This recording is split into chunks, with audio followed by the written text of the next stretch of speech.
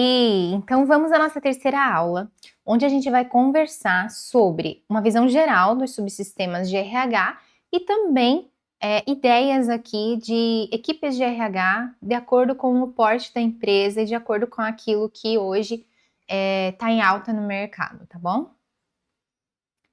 O objetivo desse nosso encontro é que você saia daqui com uma compreensão clara dos pilares do RH e como que eles se organizam em empresas de variados portes. Então vamos falar, primeiramente, dos subsistemas de RH em grandes corporações, que eles têm muita diferença. Quando a gente entrar para conversar a respeito dos subsistemas de RH na pequena empresa, vocês vão perceber que eles são uma versão pocket da grande empresa. Então, quando a gente começa uma empresa, tudo é muito pequeno, né? Às vezes até improvisado. Muitas atividades de um RH pequeno são, inclusive, terceirizadas. E dentro das grandes corporações, eles têm desafios diferentes, que a gente vai ver aqui, e também necessidades diferentes de pessoas especializadas para cuidar de cada tema dentro do RH. Então, o que normalmente a gente encontra, né, em grandes corporações? Uma área que cuida, que trata, que não necessariamente precisa ter esse nome, tá? Eu já vi vários nomes, gestão de pessoas, gente de gestão, DHO mesmo, desenvolvimento humano organizacional, DH só, mas a ideia é realmente esse encontro do DH com o DO, que é o quê? O DH que vai cuidar das pessoas, né? E ele vai agrupar todas as funções que têm a ver com o crescimento e o bem-estar das pessoas dentro da empresa, enquanto que o desenvolvimento organizacional ele vai focar na estrutura empresarial, na cultura, nas mudanças, na estrutura dos processos, e vai olhar a empresa como um todo e não esse olhar para o indivíduo. O ideal, né? O ideal é que essas duas frentes, tanto o DH quanto o DO, o humano e organizacional, elas trabalhem juntas e em sinergia. Quando a gente separa, a gente corre um risco muito grande de ter funções duplicadas e mesmo que o DH, por exemplo, precise de informações rapidamente que o DO possui, né, para cuidar das pessoas ali dentro e não vai ter esse acesso tão fácil. Então você vai ter desperdício de energia organizacional, enquanto que eles trabalhando junto, eles vão encontrar sinergia nas atividades, né? A necessidade de um, muitas vezes é a informação que o outro já possui. Então a gente começa pela área de recrutamento e seleção, que é a porta de entrada da casa. O recrutamento e seleção, ele vai ter uma visão do que é a empresa e do que a empresa procura, do que é o setor e do que aquele setor precisa. O grande desafio dele, claro, além de encontrar as pessoas, né, e fazer essa análise do perfil individual de cada um, mas é ter um conhecimento aprofundado sobre um momento e a história da empresa para desenhar qual é, de fato, a cultura daquele espaço, para que a pessoa, além dos conhecimentos técnicos e das competências que ela vai trazer, mas que ela tenha um fit com a cultura daquela organização. Uma organização que é muito engessada, que é muito que não valoriza o erro, por exemplo, né? Tem a cultura do não erro. Aqui a gente não pode errar, não pode cometer erros. E aí você contrata uma pessoa aqui do perfil, ele tá perfeito, assim, cai como uma luva, ela tem todos os requisitos, mas ela é uma pessoa que gosta muito de arriscar. Ela é um perfil que arrisca, que aprende, enfim. A tendência é de não dar certo, é dessa pessoa chegar, olhar para aquele ambiente e falar, mas aqui não vai dar certo para mim.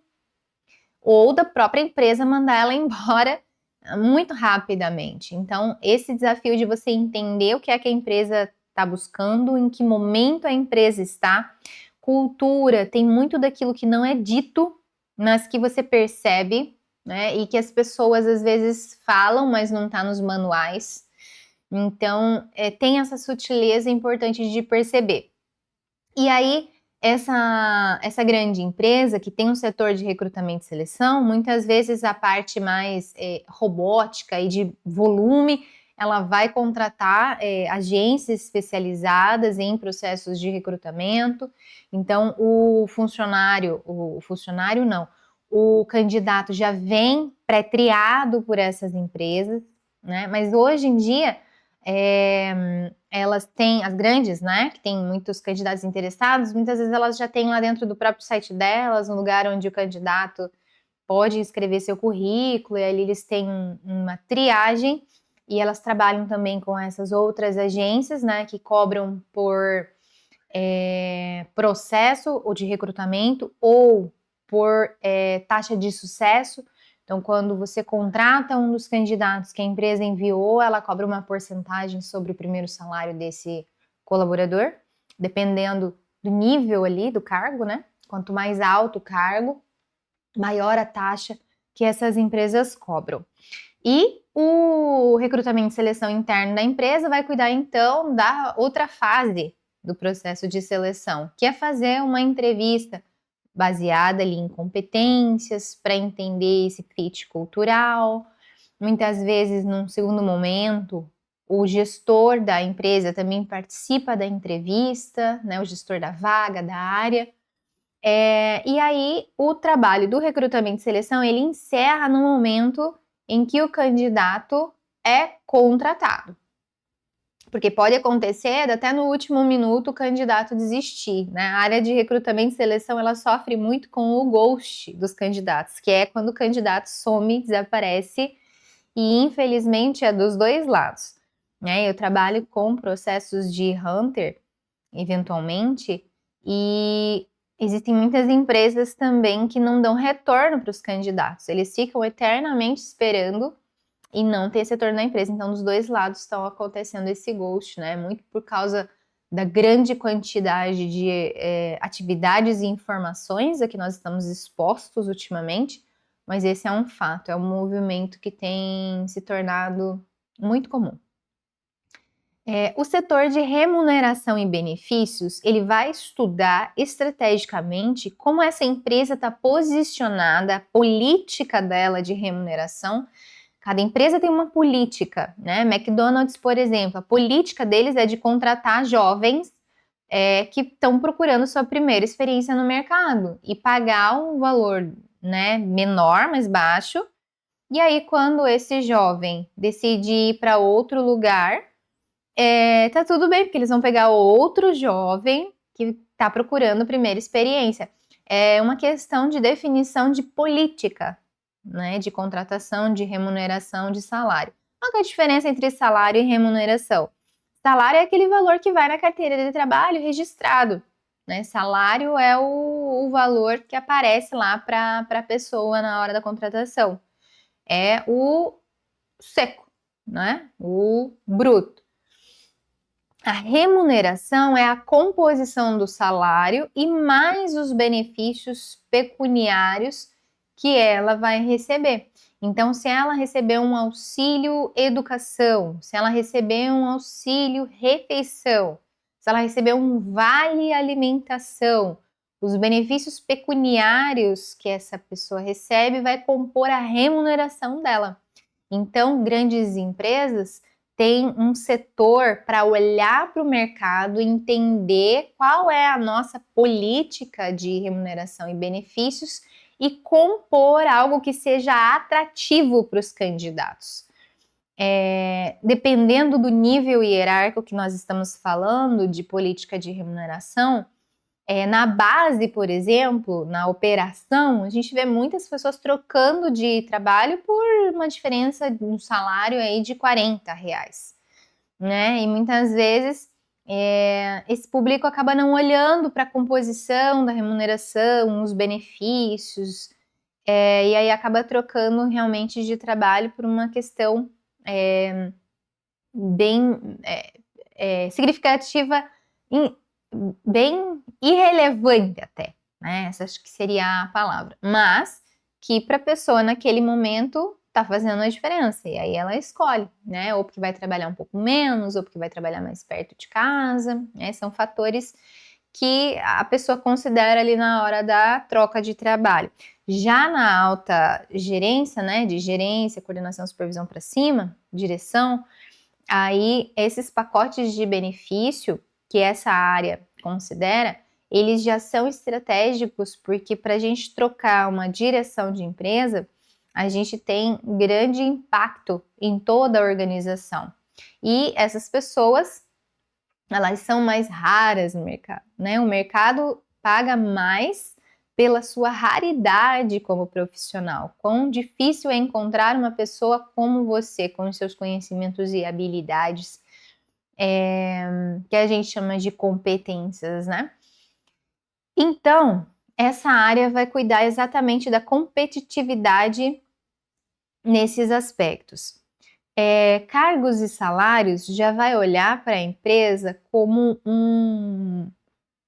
uma trilha de carreira realmente. Então, grandes organizações, elas podem ter programas de estágio, de aprendizagem, de trainee, que são portas de entrada para a empresa. E a partir dali, esse jovem pode ter uma carreira para trilhar ali dentro. Então, ele pode, depois de um determinado tempo, entrega, né, que a empresa vai definir a política, ele pode subir de cargo, né? E assim sucessivamente, de acordo com o quê? Com as avaliações de desempenho, com os feedbacks que ele vai ter, de acordo com o que foi desenhado para esse profissional. E a área de cargos e salários, remuneração e benefícios, é uma área extremamente estratégica, não só para atração de talentos, como para permanência das pessoas ali dentro da empresa, né?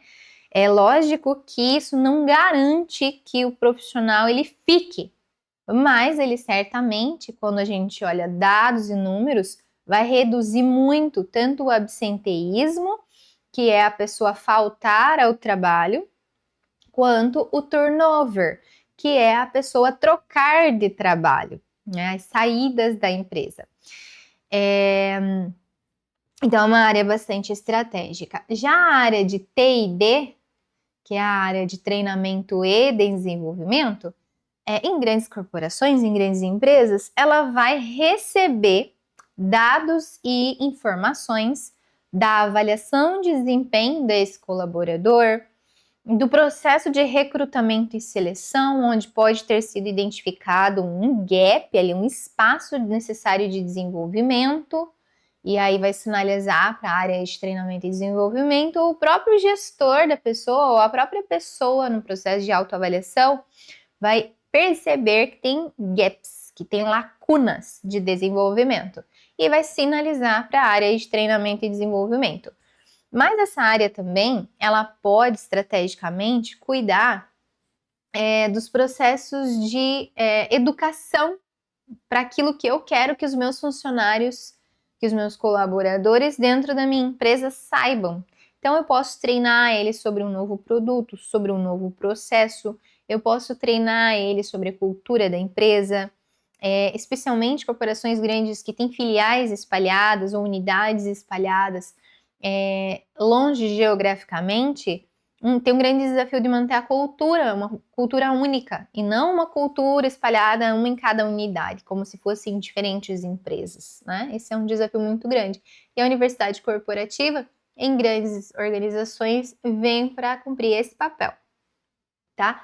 Aqui, claro, nós temos também o treinamento e desenvolvimento dos líderes, né? Dos especialistas, segurança do trabalho. Então, tudo que concentrar desenvolvimento das pessoas em termos de aprendizagem vai ser concentrado aqui nesse setor. Employer branding e experiência do colaborador. Grandes empresas estão preocupadas com sua marca, não só para os consumidores, mas lembrando que os colaboradores são os primeiros consumidores e são os primeiros embaixadores da marca. Todo colaborador tem sua família, tem o seu círculo de amizade, seu círculo social. Então, se o meu colaborador falar bem da minha empresa, eu tenho um grande ciclo de pessoas falando bem da minha marca.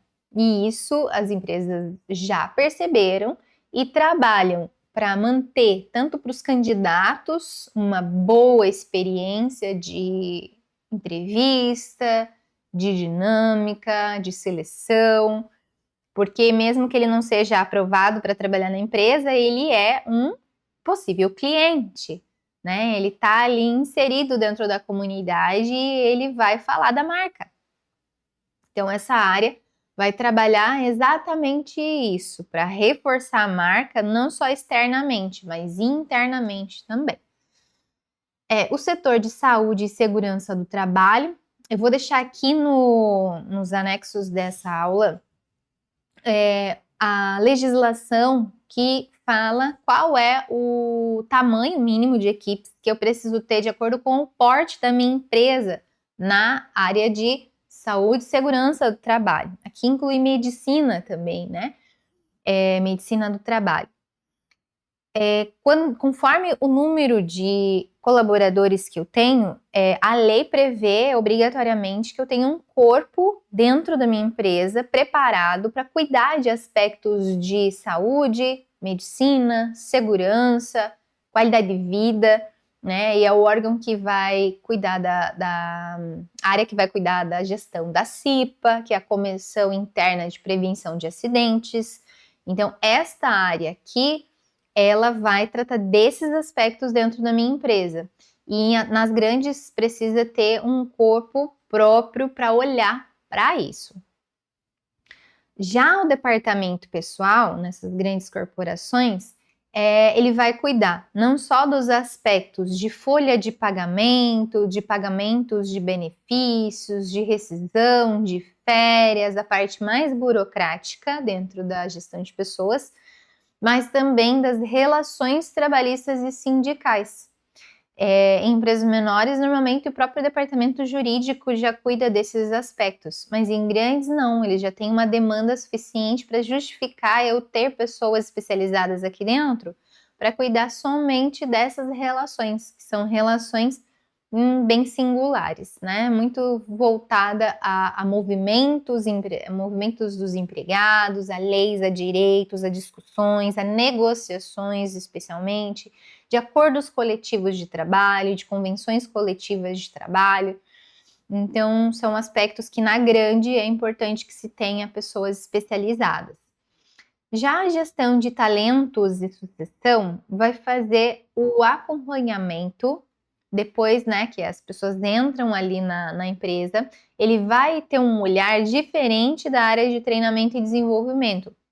A área de treinamento vai olhar para os aspectos mais de educação, aprendizagem, andragogia, né, que é a educação de adultos, enquanto que essa área aqui, ela vai olhar para o desenvolvimento das lideranças dentro da nossa empresa, programas de mentoring e coaching, que são por exemplo, eu tenho um gestor dentro de uma organização que ele está na minha empresa há 15 anos e ele está em vias de se aposentar. E ele tem um conhecimento que é muito especializado e ele carrega dentro dele 15 anos de conhecimento. A grande corporação, a empresa, não pode permitir que essa pessoa vá embora e leve com ela todo esse conhecimento somente aqui. Ela precisa trabalhar para que essa pessoa, primeiro, ela faça a gestão desse conhecimento, né, na medida do que é possível, é claro, mas passar esse conhecimento dela para algum lugar e para alguém. Então, que ela prepare pessoa ou pessoas para ocupar essa posição quando ela não estiver mais na empresa. E aí, esse colaborador mais antigo pode atuar como um mentor de quem está chegando, né? Já antes mesmo dela sair da empresa, orientando na nova posição, evitando que ele cometa erros que, né, poderiam ser cometidos. Então, vai trabalhar realmente na transmissão desse conhecimento. E como coach desse novo ocupante da posição, ele vai atuar de maneira a fazer perguntas estratégicas para que essa pessoa esteja melhor preparada para lidar sozinha com os problemas que virão depois que ela sair. Então, o coaching trabalha isso, né? Buscar dentro do outro as ferramentas para que ele tenha autonomia. Enquanto que a mentoria não, já vai dar a direção e já vai dar o caminho. O departamento de DEI ou DEI, que é Diversidade, Equidade e Inclusão, ele vai trabalhar aspectos relacionados a vieses nos processos de seleção, vieses na avaliação, vieses na experiência do colaborador, nos processos de ascensão, né, de crescimento para cargos de liderança. Porque, como sociedade, a gente tem um histórico que a gente não pode negar, né? Ele aconteceu. Então, omitir que a gente trata todo mundo igual, isso aí, matematicamente, cientificamente, já foram feitos diversos estudos que demonstraram que não é assim. Então, essa área ela vai cuidar para que haja uma justiça, né, dentro da nossa organização, para que a gente não cometa atos de injustiça pelos próprios vieses que, como humanos, nós carregamos pela história, né? Então, por exemplo, quando eu vou fazer um processo de seleção, eu vou tomar cuidado para não contratar sempre mais do mesmo. Porque eu posso ter pessoas que têm fit cultural com a minha empresa, que têm os requisitos da vaga e que no processo de seleção podem ter dificultadores do caminho para que eles cheguem até lá, para que eles cheguem nas fases seguintes. Por exemplo, se eu tenho alguém com uma deficiência, por exemplo, visual, e o meu processo de candidatura às vagas, ele é um processo somente pelo site, e o meu site não é um site adaptado para pessoa que tem a visão diminuída. Eu não consigo receber as candidaturas dessas pessoas porque elas não conseguem se candidatar para a minha vaga. E se a pessoa, por exemplo, uma pessoa que se locomove com cadeira de rodas, né? Ela fica já com receio de que ela vá trabalhar na minha empresa e a minha empresa não ofereça o que ela precisa para fazer as entregas. Será que essa empresa ela tem entradas acessíveis, banheiros acessíveis, mesas para mim trabalhar acessíveis, computadores? Será que nessa empresa eu vou conseguir almoçar? Será que tem como eu almoçar? Então, essa área ela vai tratar para que a minha empresa tenha representatividade dentro dela. Eu vou deixar também aqui nos anexos dessa aula uma matéria que fala, acho que da Forbes, que ela demonstra, né, que empresas que têm essa preocupação e trabalham diversidade, equidade e inclusão, elas aumentam em 600% a taxa de inovação dentro da empresa. Porque se eu tenho muitas pessoas pensando igual, o meu público não necessariamente vai pensar dessa forma. E se eu tenho pessoas que pensam diferente dentro da minha empresa, eu vou conseguir pensar melhor soluções para o meu cliente. Então, se o meu cliente está no centro do meu negócio, eu preciso que pessoas como os meus clientes estejam trabalhando comigo para pensar sobre óticas novas, diferentes, que a gente até então não tinha visto. Claro que existem também quando a empresa ela é uma corporação que faz negócios, né, internacionais, existem também escalas, selos, reconhecimento para empresas que trabalham esses aspectos ali dentro, né? Então ela tem um diferencial competitivo a mais do que empresas que não se preocupam com esse tema. Lógico, lá na frente a gente vai falar bem mais sobre cada um desses temas, né? No passo 1, que é depois desse passo 0, a gente entra detalhadamente em cada processo desse aqui, orientando você como que isso vai ser executado, como que isso pode ser feito, né? Ferramentas para você executar. Aqui a gente está tendo um overview até para você entender a diferença entre as organizações e portes, né? E claro, segmentos. mas é importante aqui para você saber que isso existe. E o que se trata cada um deles, né? Que caixinha que cada um deles está inserido. Então, diversidade, equidade e inclusão é importante que seja não só no papel, no site, né? Se for, melhor nem ter, porque aí é só, né? Só para inglês ver, não se trata de fato de verdade, de uma ação, de um pensamento, de uma visão da empresa. Aí pega até mal, né? A gente já viu aí várias coisas acontecendo. O greenwash, por exemplo, é um movimento de empresas que se dizem preocupadas com sustentabilidade e meio ambiente e acabaram sendo expostas na mídia porque era só discurso. Na prática, a empresa praticava tudo diferente daquilo que ela pregava. Então pega muito mal. É melhor nem falar do assunto se não for para fazer de verdade, né?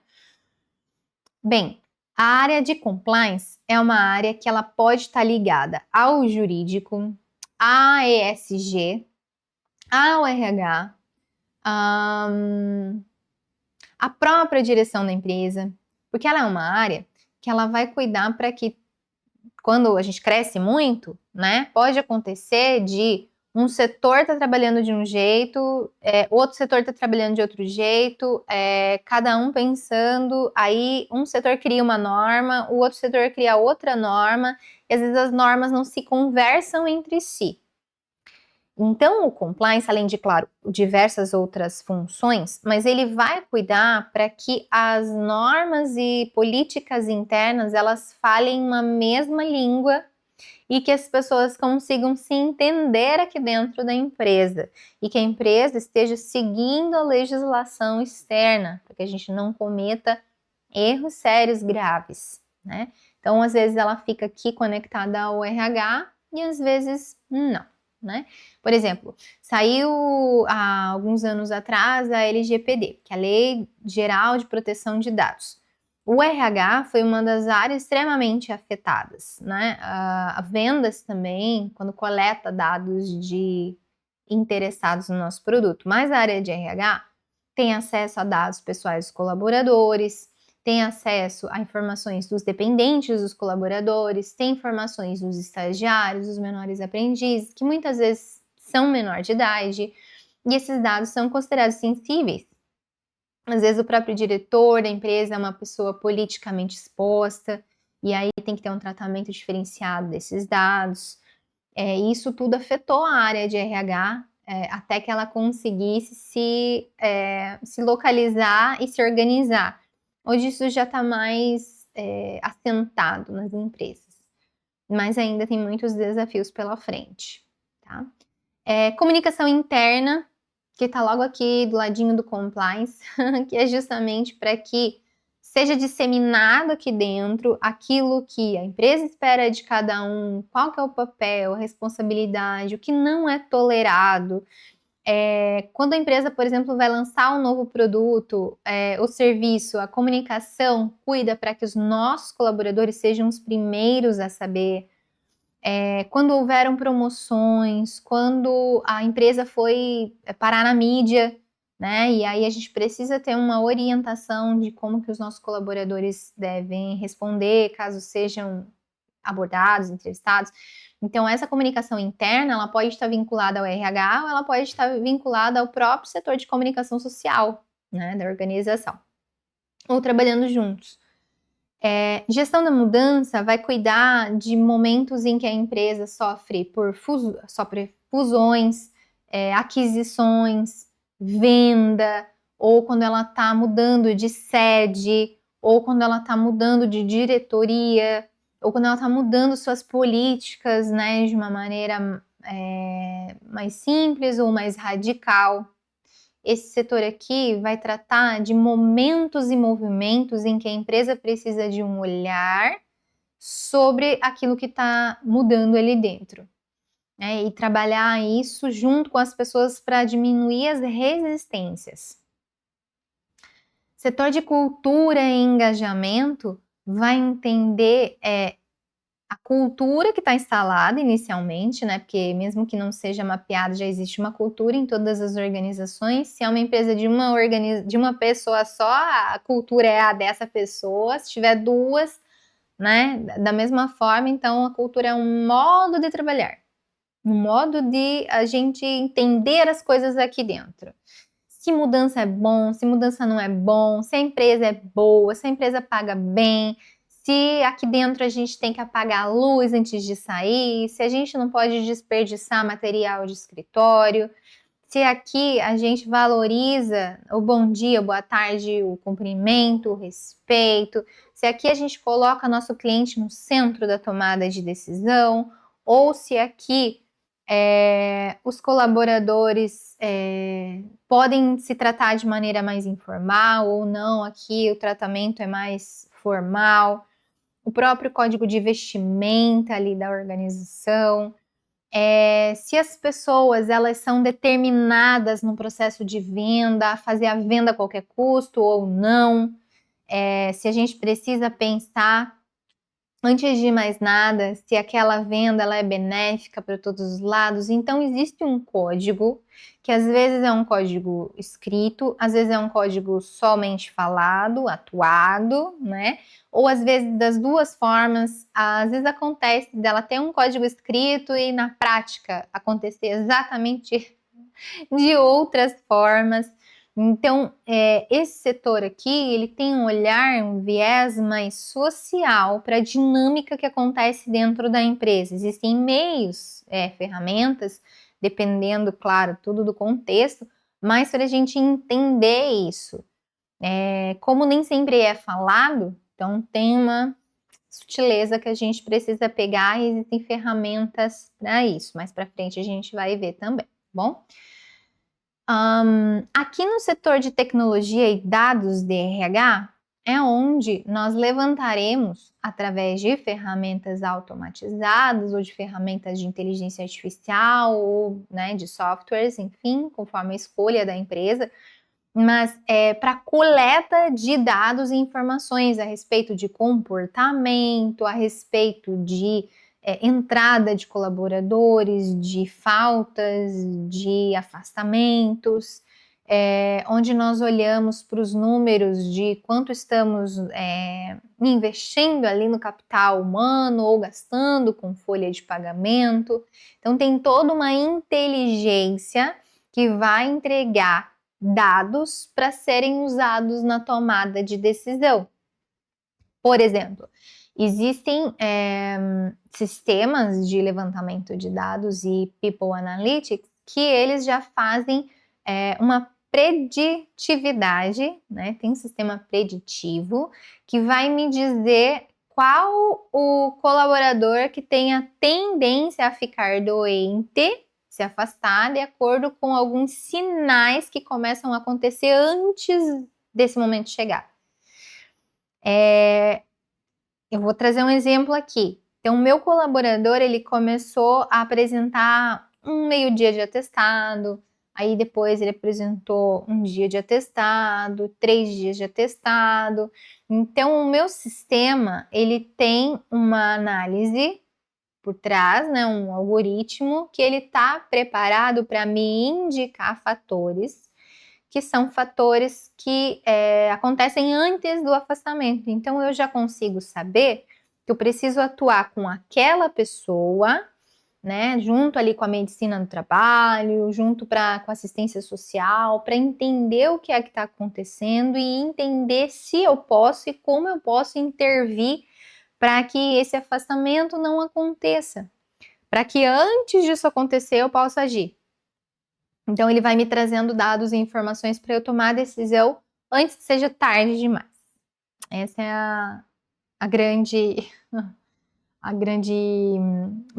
benefício que esses sistemas trazem, né? E aqui eu trouxe um exemplo individual, mas a gente tem vários exemplos que nós podemos tomar a respeito não só do indivíduo, mas dos times, das lideranças, da própria direção da empresa, através desses sistemas e dados, informações e análises. Automação em processos. Lembra que nós conversamos na aula anterior, na 2, sobre atividades muito repetitivas que são facilmente automatizadas? Então, empresas maiores já trabalham com esse viés aqui.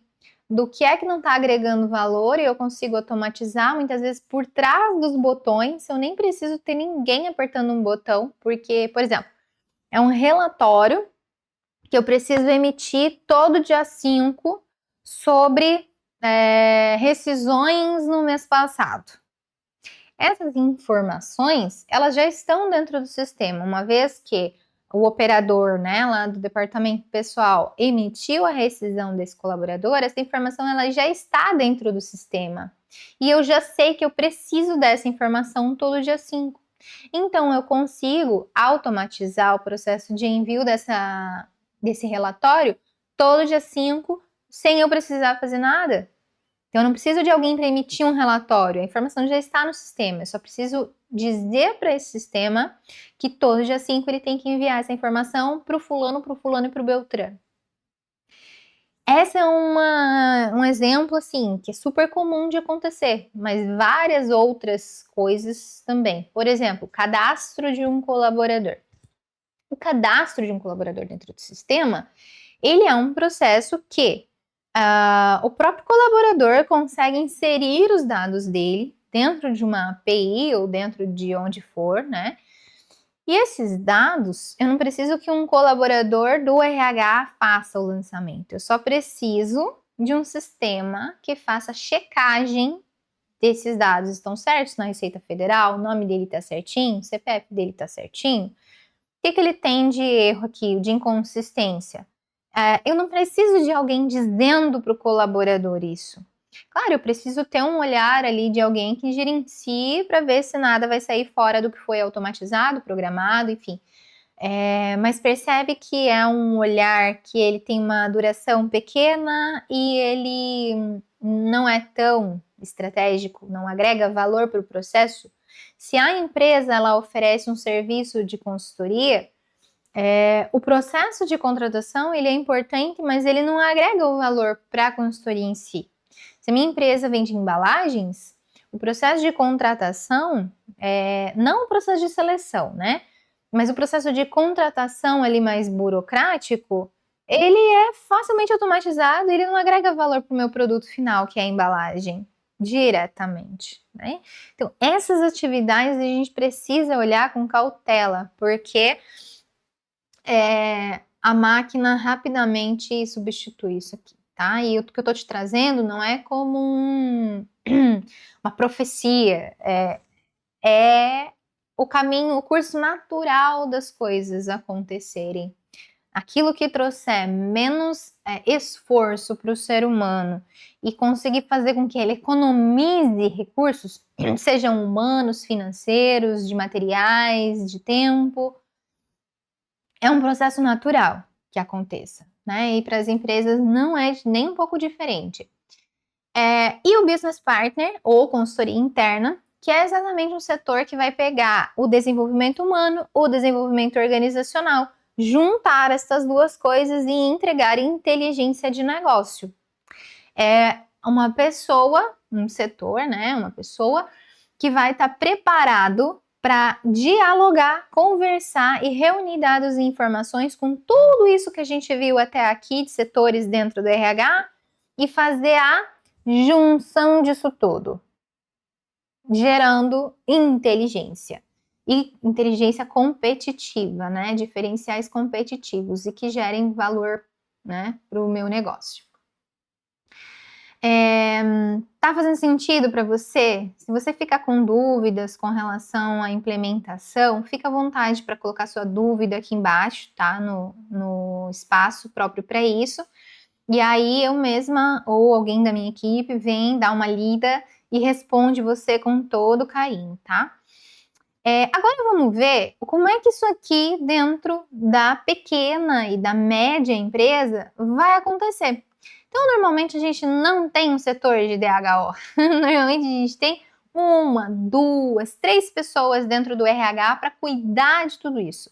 Mas não precisa desesperar, porque não existe tudo isso dentro de uma grande corporação. Muito pelo contrário. Eu vou ter um olhar estratégico, no entanto, a complexidade é muito menor. Quanto maior o ecossistema, maior a complexidade, maior a quantidade de pessoas especializadas. Mas na pequena empresa, não. Eu consigo que uma pessoa formada, né, especialista para olhar, vai conseguir enxergar. Por exemplo, o recrutamento e seleção, ele pode ser feito por uma agência, sim, mas a pessoa do RH é que vai ter o olhar sobre o fit cultural daquele candidato. É quem vai fazer a liga, né, para ver se o aspecto que uma agência, por exemplo, que mandou para mim o candidato, não consegue ter porque ela não está aqui dentro da empresa. Então, o RH dentro da empresa tem esse olhar, tá? Para ver se vai dar certo, não vai dar certo, e o que eu preciso desenvolver nesse candidato, caso ele seja admitido, né? O setor de remuneração e benefícios, eu preciso entender se a minha empresa ela está minimamente competitiva com o que o mercado está pagando para aquela função, né? Eu provavelmente não vou ter ainda um plano de cargos e salários, mas dentro da própria organização e dentro do próprio cargo da pessoa, é um processo natural que eu vá adquirindo mais responsabilidade com o passar do tempo. Eu entro na organização como um júnior, né? Um administrador júnior, um engenheiro júnior. E aí, depois de 2 anos de empresa, eu posso passar para pleno, por exemplo. Por quê? Porque eu já não estou só aprendendo e entregando sob supervisão. Eu estou entregando de maneira mais autônoma, eu já consigo, inclusive, treinar outros estagiários aqui, eu consigo fazer atividades mais complexas, porque eu já tenho um conhecimento maior da empresa. Então, dentro da minha própria função, eu consigo crescer, eu consigo ter crescimentos, eu não preciso subir para um cargo de coordenação, que às vezes nem existe na pequena e média empresa, né? É um profissional especializado só. E ele cuida da gestão do cargo dele. Então, eu posso ter, sim, um plano, né, de crescimento ali dentro, independente do porte da minha empresa. O olhar para o treinamento e desenvolvimento, ele vai ser pontual, né? Um desenvolvimento de um time, da comunicação daquele time, ou um desenvolvimento daquele colaborador que precisa de um curso de NR, né? Que é a norma regulamentadora de saúde e segurança do trabalho. Então, ele vai trabalhar em altura. Eu vou precisar do curso para ele. Eu vou fazer esse curso aqui dentro para uma pessoa. Às vezes, o custo-benefício é maior se eu mandar essa pessoa fazer um curso no Senac, por exemplo, né? Ou numa empresa especializada. É esse olhar, então, voltado para a otimização dos recursos que eu tenho, sem deixar de atender o que a legislação me pede, né? A experiência do colaborador e a marca, quando a empresa está menor, ela costuma ser uma preocupação menor, que o impacto de uma propaganda negativa, por exemplo, ele pode não viralizar, não tomar grandes proporções como na grande, mas eu tenho cuidados aqui com relação a dar retorno aos candidatos, não deixar eles no vácuo, né? Cuidar para que todo ponto de experiência do colaborador, ele tenha um atendimento, né? Ele não fique sem resposta, ele receba um atendimento com dignidade, com educação, né? A saúde e segurança do trabalho, empresas com menos de 50 colaboradores, não necessariamente preciso ter um time aqui dentro que vai olhar para isso. Eu posso contratar terceirizados, né?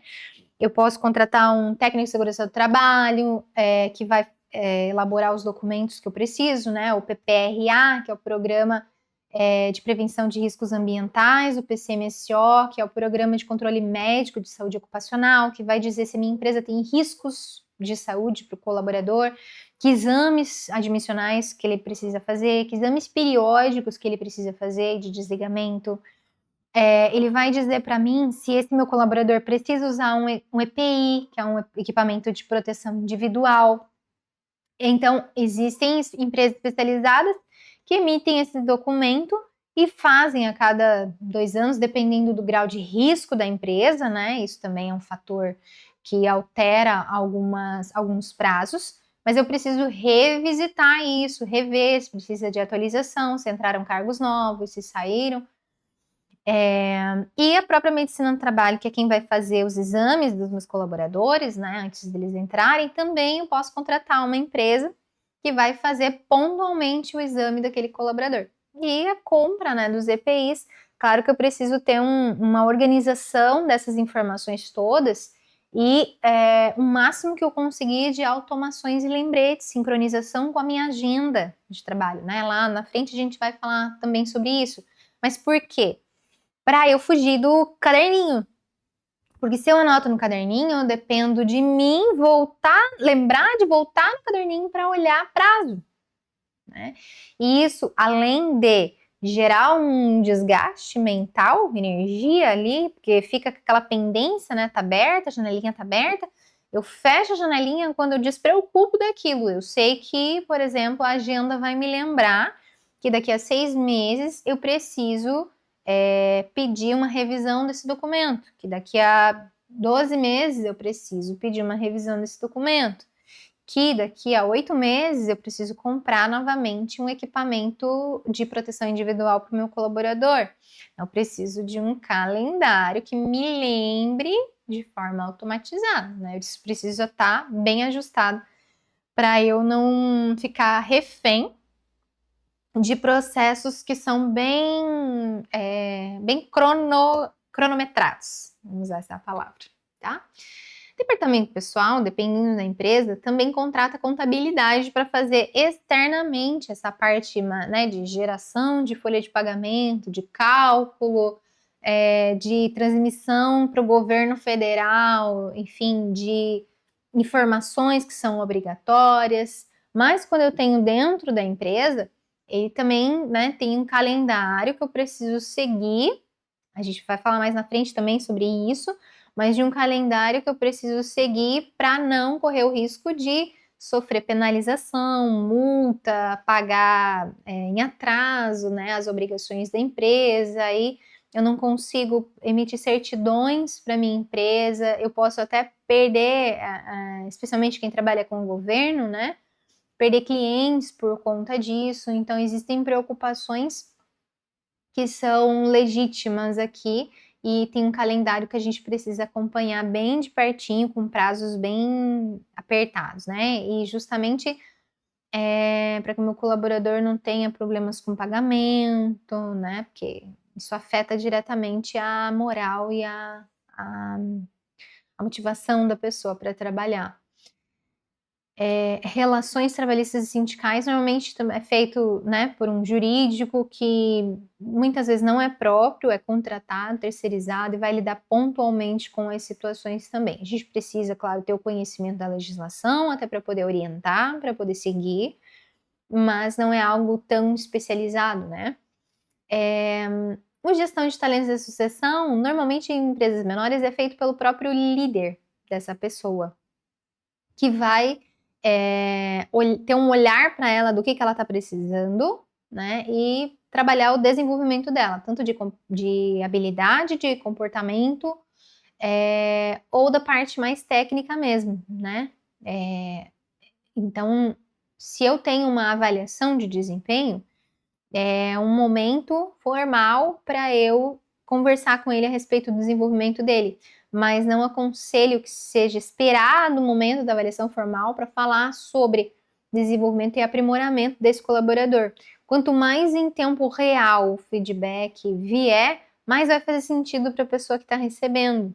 E fica mais fácil também para a pessoa que está dando, porque ela consegue trazer fatos, né? O feedback baseado em fatos, ele é muito mais fácil do que aquilo que eu coloco a minha opinião pessoal. Então, quem faz isso aqui na pequena empresa, normalmente é o gestor que vai trabalhar junto com o RH. Não funciona se só o RH quiser fazer, porque ele precisa de inputs. Inputs é quando a gente insere algo dentro de um sistema para processar isso. Então, eu, RH, não estou no dia a dia com o colaborador. Então, normalmente eu vou ter acesso à informação, eu vou ter o input somente quando o gestor ou o colaborador ou um terceiro vier falar comigo, né? A menos que eu tenha aquele senso investigativo, perguntativo que a gente conversou lá atrás, e aí eu vá sondando as situações que vão acontecendo dentro da empresa, né? Sondando de maneira construtiva, não fofoca, tá? Essa parte é importante. A diversidade, equidade e inclusão é um setor que normalmente na pequena e média empresa não tem, mas é um olhar do RH estar preparado para entender isso aqui, até para defender com dados, né? Números, não trazendo somente a teoria. Mas por que a teoria ela é efetiva? Porque já existem estudos mostrando que empresas que têm essa diversidade internamente, ela é uma empresa melhor para se trabalhar e ela é uma empresa que inova mais e ela é uma empresa mais competitiva, além da responsabilidade social, né? Compliance, quem faz na pequena empresa não tem, é o RH mesmo que vai olhar para isso aqui, é o gestor, é o dono da empresa, e é essa conversa entre eles, né, que vai fazer com que a gente vá para uma mesma direção, andando juntos e não separados. A comunicação interna normalmente é um mural. Algumas empresas têm grupo de WhatsApp, né, buscando disseminar as informações ali, mas a gente corre o risco de ser mais do mesmo, porque hoje, né, todo mundo tem lá 50 milhões de grupos de WhatsApp. Então a gente precisa pensar diferente, fora da caixa, né? Onde é que todos os colaboradores vão? Às vezes, pequenas empresas usam o espaço onde faz o registro do ponto biométrico, né, ou outro, porque ali todos os colaboradores passam, ou o cafezinho, né, ali é um espaço para colocar um mural, para colocar informações, tem TVs também, né, aquelas televisões que a gente coloca numa sala de espera, ou na própria empresa ali, em um lugar onde as pessoas tenham acesso. O cafezinho também. Então, dá para fazer de diversas maneiras para que todos recebam as informações. Empresas que são mais administrativas, né, funciona muito bem o e-mail também, né? Outras usam outros meios, mas esses são os mais comuns. O engajamento, a gente vai medir na avaliação de desempenho, a gente vai ver se essa pessoa ela está engajada, está aculturada ali com a empresa, mas existem ferramentas como pesquisa de clima, que pode ser aplicada em organizações menores também, a gente vai aprender isso mais para frente, para entender se eu estou com minha cultura indo numa direção boa para minha empresa ou não, né? A cultura, ela tá ali, a gente só precisa lê-la e entender se aquilo é o que eu quero ou não. Tecnologia e dados de RH, isso aqui é fundamental quando você trabalha com equipes enxutas. Porque quanto mais enxuta é a sua equipe, mais você precisa trabalhar com automação. Para ter dados relevantes para que, independente do porte, do tamanho da empresa, você esteja sentado numa cadeira que é estratégica e diferente e agregadora de valor. Então, mais para frente a gente vai ter um módulo somente para tecnologia e dados de RH, onde eu vou trazer para você uma visão a respeito disso, como implementar ferramentas, passos e otimização, né, de braços principalmente, olhos, braços, ouvidos, e a tecnologia dá isso para a gente. E o Business Partner, que é essa pessoa que senta nessa cadeira. Então você percebe que existe muita terceirização, existem muitos postos que eles são consolidados em um só, e normalmente são nessa pessoa que tem a visão estratégica. É essa pessoa que escolhe sentar ou, né, é contratada para sentar nessa cadeira de uma pessoa com um olhar crítico, que consegue olhar as informações, os dados e trabalhar eles de maneira agregadora de valor. E você percebe que todos esses setores, subsetores, sistemas, subsistemas, dentro do RH, eles estão conectados entre si. Quando eu tenho o problema em uma das áreas, eu tenho um gap informacional ou um gap no processo. E aí, se por exemplo, o meu setor de avaliação ele tá com problemas, eu vou ter falta de informações para trabalhar crescimentos, sucessão, remuneração, engajamento, clima.